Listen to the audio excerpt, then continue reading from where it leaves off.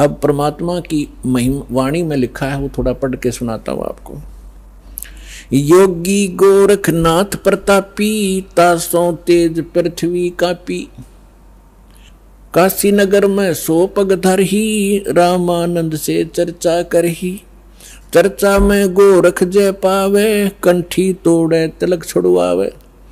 सत्य कबीर शीश जो भयऊ, ये वृंतांत सो सुन लेऊ।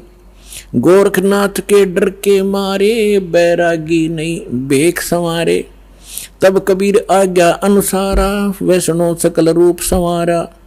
सो सुध गोरखनाथ जो पायो, काशी नगर शीघ्र चल आयो। रामानंद को खबर पठाई, चर्चा करो मेरे संग आई।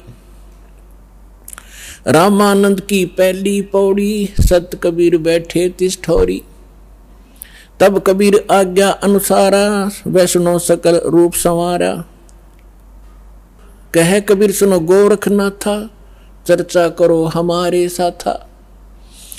प्रथम चर्चा करो संग मेरे, पीछे मेरे गुरु को टेरे। बालक रूप कबीर निहारी, तब गोरखनाथ ऐसे वचन उचारी। परमात्मा को बालक रूप में देखकर फिर गोरखनाथ जी ने ये वचन बोले। कब के बहे बैरागी कबीर जी, कब के बहे बैरागी। कि तू छोटा सा बालक और कब से तू बैरागी बन गया, क्योंकि ये वैष्णव परंपरा के जो या नाथ परंपरा के हैं, वैष्णव परंपरा के हैं, या कोई भी एक ग्रुप है इन साधु संतों का, ये अपनी एक पहचान अलग बनाते हैं। जैसे नाथ कई तो कान पड़वा लेते हैं, उनको कनपाड़े नाथ कहते हैं। कई जैसे वैष्णव है वो एक कंठी रखते हैं, एक तुलसी के मनिए की, एक तुलसी के लकड़ी का मन का, और एक धागे में बांध कर लटका कर रखें, जिससे वैष्णव परंपरा से दीक्षित होने की वो प्रतीक होता है। और एक लंबा सा तिलक लगाते हैं, टिक्की लगाते हैं। और जैसे साधु संत एक हाथ में फावड़ी रखते थे, ऐसे बैठकर साधना करते हैं उसके हठ योग के लिए। नीचे एक टी टाइप की एक लकड़ी का डंडा सा होता है, अंग्रेजी के अक्षर टी टाइप। तो परमात्मा रामानंद जी के शिष्य थे। उस दिन जानबूझकर एक साधु संत का रूप बनाकर, जैसे वैष्णव संत साधु भक्त होते हैं, कंठी गले में तिलक पूरा लगा रखा और टोपी पहन रखी और कंठी माला सुमरनी और वो सारा कुछ ले रखे, फावड़ी सी। अब परमात्मा बोले मेरी उम्र बताऊं क्या है। राम ये नाथ जो होते हैं भगवान शंकर के पुजारी होते हैं। तो क्या बताते हैं कबीर जी, नाथ जी हम जब के बहे बैरागी, मेरी आद अंत सुध लागी। धू कार आद का मेला, नहीं गुरु कोई नहीं था चेला।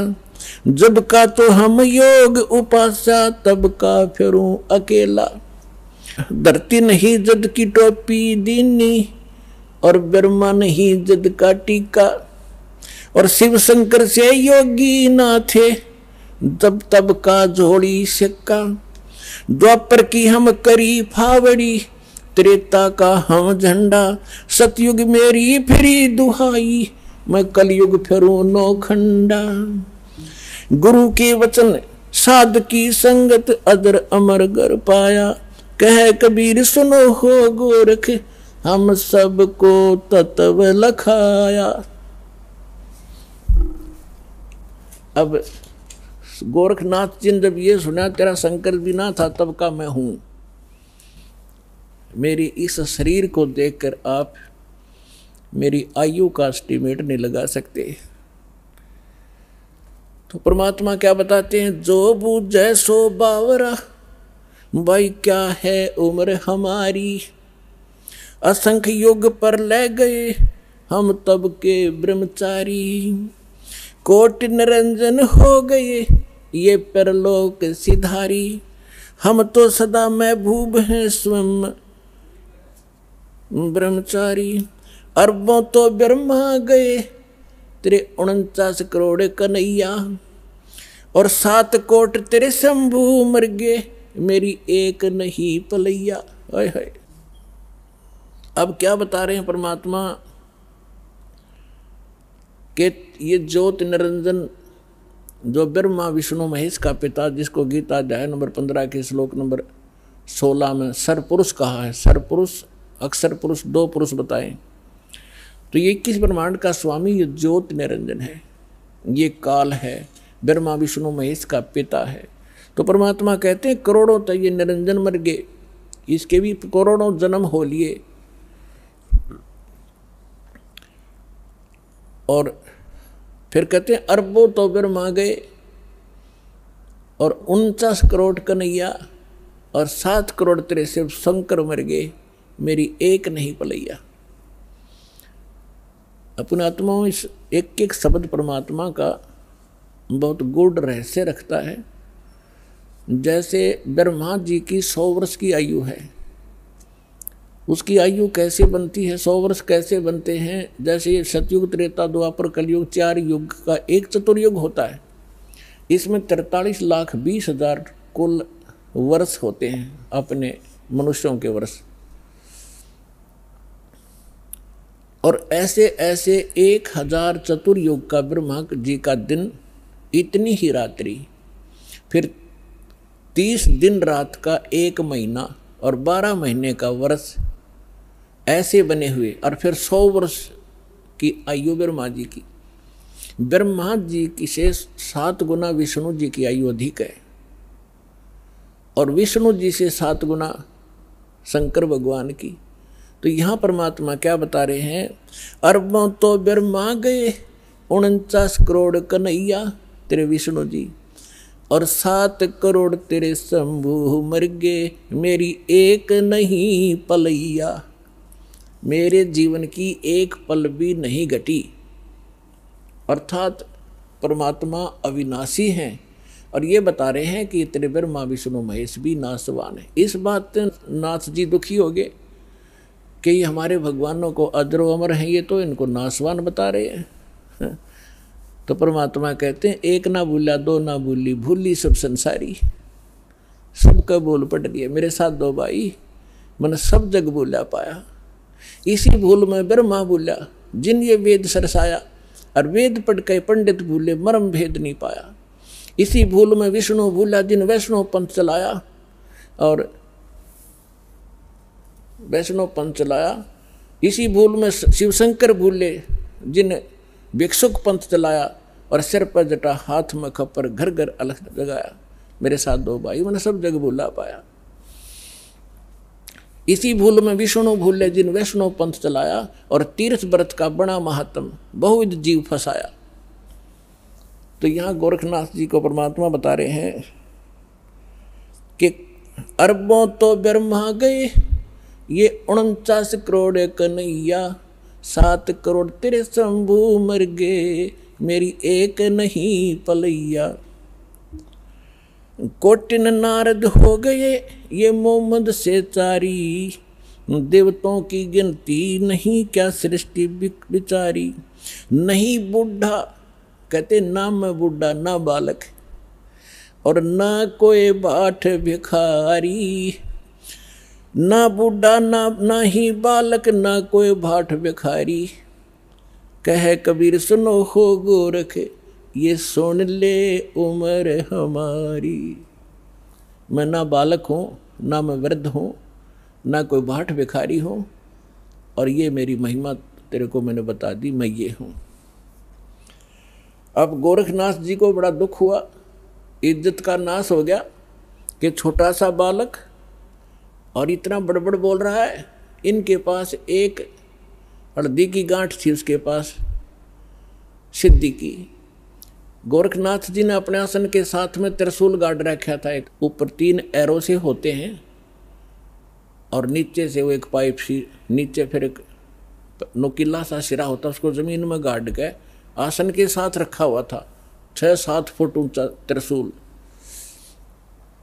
गोरखनाथ जी ने कहा कि यदि तू मेरे साथ वार्ता करना चाहता है कबीर जी, तो आइए मेरे समान आसन में आ जाइए। नाथ जी वहाँ से उठे जमीन से, ऐसे आसन पद्म लगा कर बैठे थे।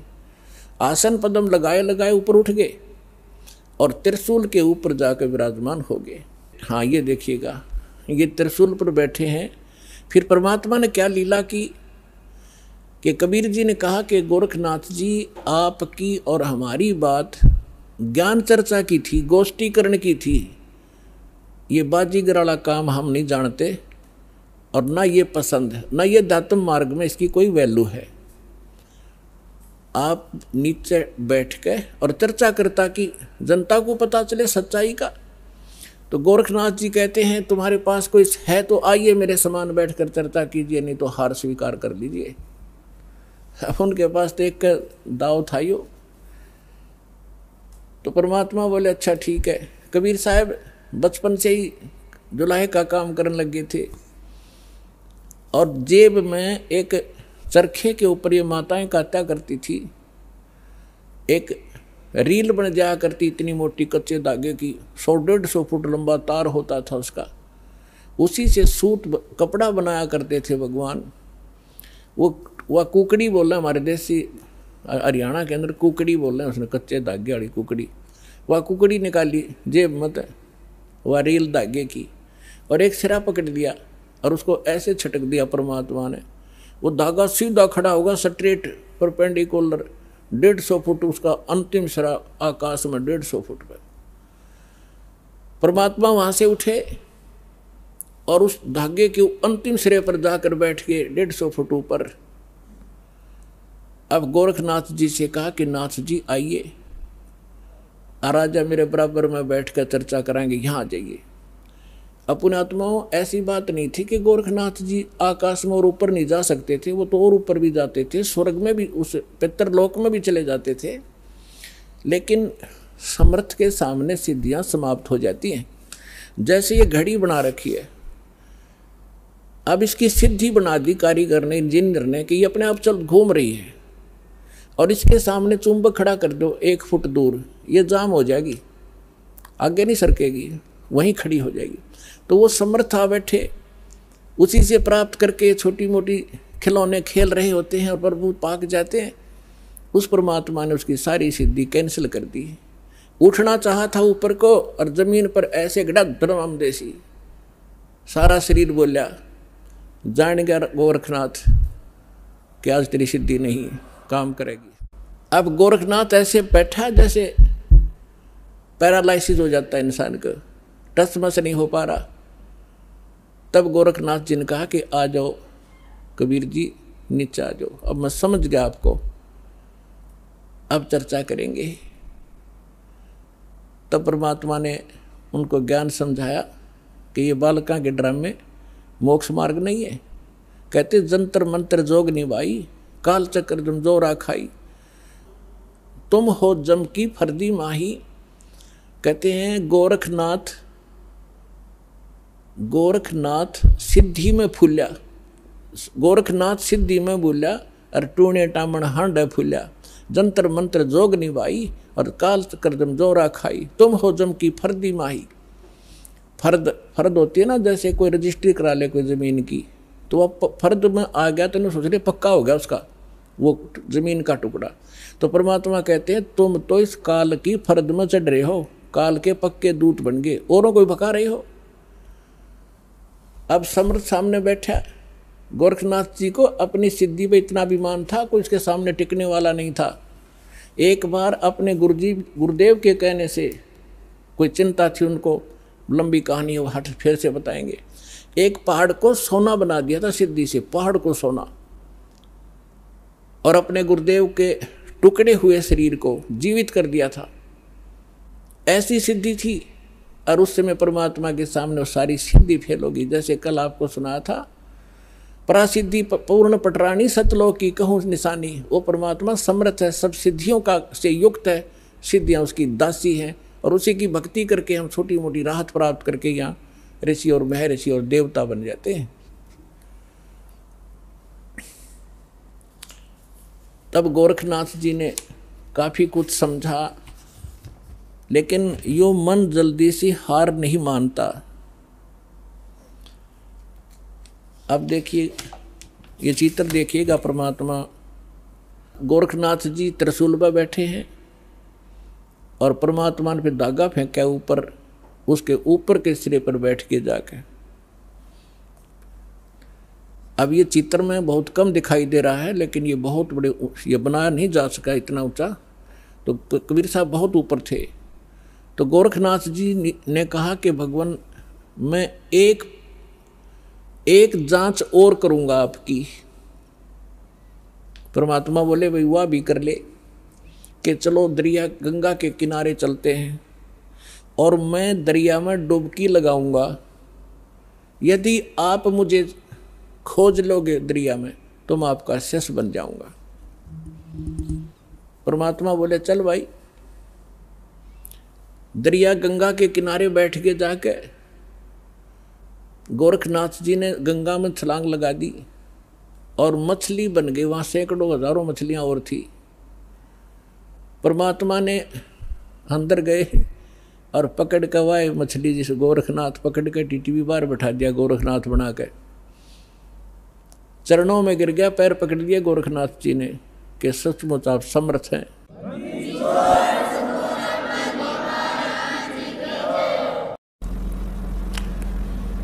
भाई जो गुरु बचन पे डट गे रकट गे फंद 84 के। भाई जो गुरु बचन पे डट गे रकट गे फंद 84 के। कट गे फंद 84 के, रकट गे फंद 84 के। भाई जो गुरु बचन पे डट गे रकट गे फंद 84 के।